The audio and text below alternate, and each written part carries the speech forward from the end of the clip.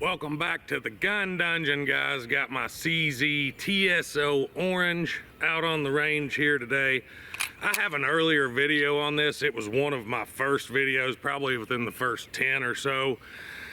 Explain more of the details and a lot of the features in that video. So if you want to know about that, you're going to have to go find that video. I'm just going to be shooting it a lot today, talking about it some. Really like this little handgun. I say little, it's not little at all.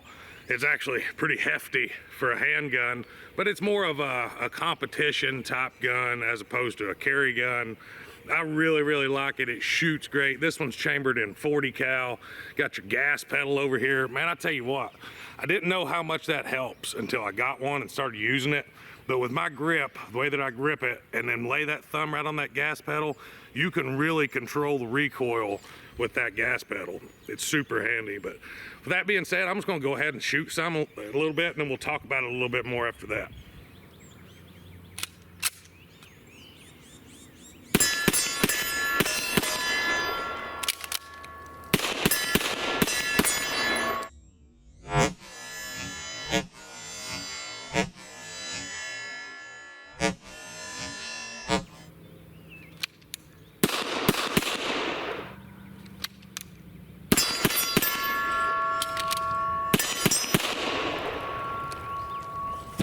So something that I want to point out real quick, watch the recoil impulse of this gun. Now keep in mind, this is a 40 cal and I'm shooting 180 grain bullets that aren't powder puff loads. They're standard loads. So check out the recoil on this little jewel.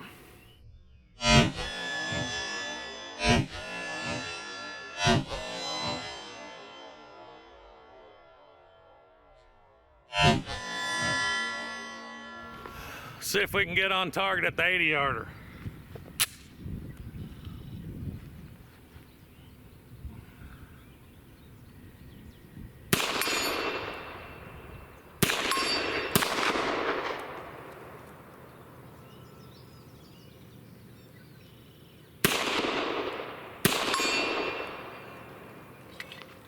Even with a lot of states going to constitutional carry these days, there's still a lot of really good reasons to have a concealed carry permit. Me personally, I keep mine updated because I go state to state quite often. Reciprocity is nice. Plus, anytime that I buy a gun, if I don't use my concealed carry permit when I buy it, I always get the 3-day delay. So I keep my concealed carry up to date, and if you don't have one, the training is great to have anyways. Go check out Legal Heat. There is a link below. Also, use the promo code listed below. You get a little discount. You got to check out Legal Heat. So, as I said, this thing is a really good shooter. The trigger on it is absolutely excellent. This is single action only, of course, as you know. If you've looked into any of these at all, you know that. The one issue that I have continuously had with this thing since I got it is this set screw for the magwell does keep working loose. Now, it's no big deal to just tighten that set screw back up. You see that set screw on the side there. That's the only thing that really holds it on. Other than that, it fits really loosely. So without that set screw being tightened up, that'll come right off. And it's happened quite a bit. About every time I shoot it, honestly. So I hate to Loctite anything on this gun, but I feel like that's probably what I'm going to end up having to do. Let's take it off before I lose it, but that's probably what I'm going to end up having to do with it, is Loctite that magwell on. As far as maintenance, I've really neglected this thing quite a bit. Before I started shooting today, I had probably 500-600 rounds through it, no cleaning, no nothing, since the last cleaning. And I've only cleaned it probably twice since I've owned it. It runs really, it's still super smooth. I mean, I don't know if you can tell from the sound, and if you could feel it, you'd really know. That action feels like a custom 1911 action is what it feels like. Just buttery smooth like glass. I really like it. Like I said, it just feels like quality when you have it in your hand. I kind of show you this. Let me make sure, double check. Show you this trigger here. There's just a tiny bit of take up And that is it. Guys, I'm telling you, that trigger is so light. Matter of fact, if you pay attention, when I'm shooting for the 80-yard gong, I hit it 3 out of 5 shots, and one of the misses was a negligent discharge. Let's call it what it is. I didn't mean for the trigger to go off when it did. I was just taking up the slack on the trigger, trying to get back on sight, and boom, it went off. And that's honestly something that I worry about. I've yet to shoot a competition with this gun. I bought it to shoot USPSA with, and I've yet to shoot a competition with it. And when I first bought it, I was shooting competition pretty heavily. I haven't been as of late, of course. Work screwed that up for me. But I didn't take it because of that trigger. I wasn't comfortable enough with this trigger to know that I wasn't going to go on the range and go under a timer, high stress situation, and dump around in the dirt right at my feet. I was not confident enough in it. And again, after shooting it over 1,000 rounds now, I still have an issue of setting that trigger off before I want to, before I intend to. And that's something for me to think about anyways. I don't know if I'll ever be comfortable enough to shoot competition with it just because of that. But now, I mean, of course that can be controlled with good trigger control. But like I said, I just fired a shot, was just taking up the slack, getting back on target, and blam. I mean, yeah, that's a training issue. That was on me, negligent discharge on me. Didn't mean to send that round downrange when I did. And that is 100% a training issue.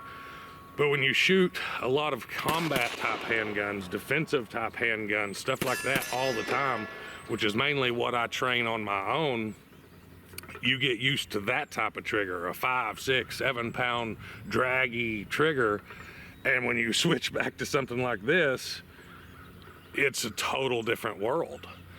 And you know, that's something that if you get a hold of something like this, or even a custom 1911 that has that super light, I'm telling you, this trigger's under 2 pounds. It is super, super light.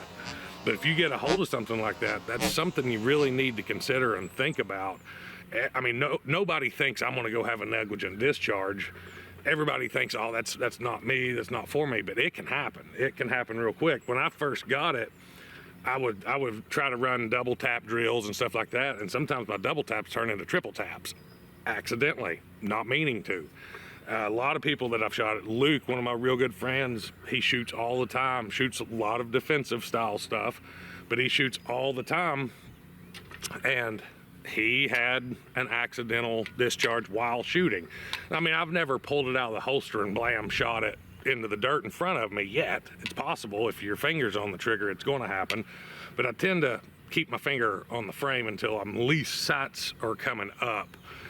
So I haven't dumped one close to me yet, but somebody that doesn't train that way could very easily do it. Like I said, it's a competition gun. It's not a defensive gun. It does hold 17 rounds in the mag of 40 cal. This is an aftermarket mag. Something you'll notice is it has the CZ symbol on it there, but it doesn't actually say orange like the factory mags do. Let me see if I got that turned right. Yeah. So you'll see it actually has orange engraved in it. This is a factory mag. This is a factory mag. And this is a factory mag. It comes with 3. And then I bought 2 of these, and I haven't been able to tell any difference as far as performance between the factory ones that say orange and the ones that are just orange. Haven't had any issues with any of the magazines. The only thing that I've run across that is kind of peculiar about it is it doesn't like long seated bullets. So make sure if you're reloading for it that you're pretty good distance below the max overall length for your 40 cal cartridge. I'm not sure what it is, but if I had them loaded just a hair under, and sometimes they would get hung up in the mag well as the follower was going up and down. I just seeded them just a couple thousandths more, and I didn't have any issues after that. So that's something to keep in mind. But yeah, if you want a bunch of details on this, you're gonna have to go to the other video and check it out. The rear sight is adjustable for, it looks like up and down, and of course you can drift it for windage, but you have an adjustment here on the rear with a screw to adjust for up and down. You could adjust the rear by drifting it, but as you can see, that front sight, you're not going to drift that side to side. It's set in with a pin there. The sights are good. The fiber optic dot isn't real big, but it is easy to pick up. And I don't know anybody shooting competitions at nighttime. Doesn't take a whole lot of daylight to light up fiber optic. So it sticks out really, really well. Really don't have a whole lot else to say about it. I've shot it some for you here. One of the big downfalls of it is it shoots so well and it's so fun to shoot that you will absolutely burn through your ammo. That's one of the negatives of it. But that's what I got for you today, guys. I hope you enjoyed the video. If you did, don't forget to hit like and subscribe. And until next time, guys, stay tuned.